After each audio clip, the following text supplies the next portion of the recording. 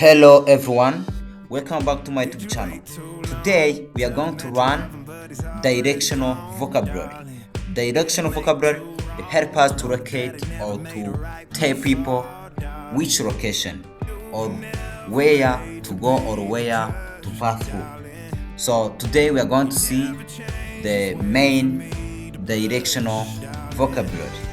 Uyu munsi tugiye kwiga amagambo cyangwa se utujambo turanga ibyerekezo cyangwa se ahantu.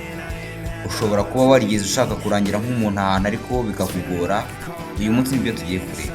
Direction vocabulary number 1. Cross the road. Cross the road. Ambuka umuhanda. If you reach there, cross the road. Nuhagera wambuka umuhanda. Directional verb number 3. Turn right. Turn right. Kata Iburyo.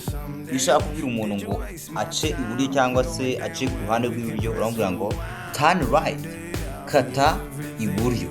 Turn right. Uraza kubona wenda aho ugiye kujya. Turn right, you will see the hospital. Kata Iburyo uraza kubona ibitaro. Direction vocabulary number 4. Turn left. Turn left. Kata Ibumoso. Iyo urimo urarangira umuntu ushaka kumubwira ngo akate ibumoso cyangwa se ace ku ruhande rw'ibumoso uramubwira ngo turn left. Nkuko twavuze ngo turn right ni kata iburyo. Turn left ho noneho ni kata ibumoso. Uvuga ngo ishaka kurangira umuntu ngo ace ku ruhande rw'ibumoso cyangwa rw'iburyo cyakate yezonga ati kata ibumoso. Turn left. Go straight ahead. Go straight ahead. Komeza Imbere.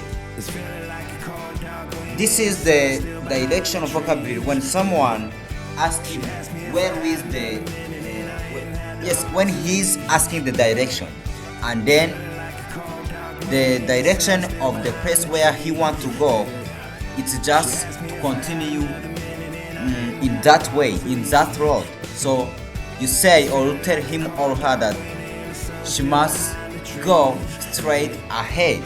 Ni ukuvuga ngo iyo umuntu aje kukubaza amerekezo ugasanga ni ugukomeza umuhanda cyangwa se gukomeza inzira arimo, uramubwira ngo go straight ahead.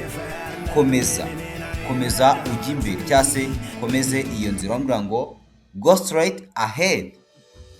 So thank you very much. We learned today we learned directional vocabulary. Twizemo go straight, twigamo turn left, twigamo go past, twigamo turn right. Yango rero nk'umuntu wize ese washobora gukora interuro cyangwa se washobora kurangira umuntu ukurikije zino directional verbs. Ino page ya nyuma cyangwa se ahangaha turi kuri screen urimo urabona harimo n'ingero wazisoma ukareba.